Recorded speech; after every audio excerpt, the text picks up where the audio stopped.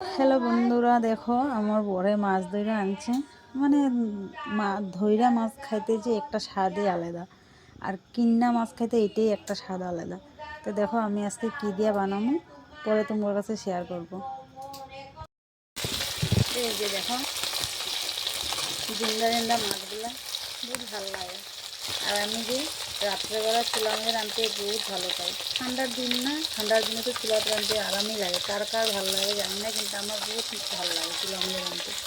ভালো লাগে আমি রাত্রেবেলা যে চুলা মধ্যে রাঁধতে।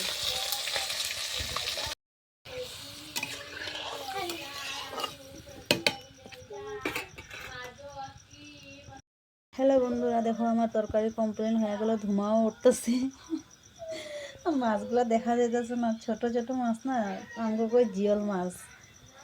কে কে কে কী করে কইতে পারিনি, কিন্তু আমরা যে আমরা আমরা বাঙালিতে কই জিওল মাছ।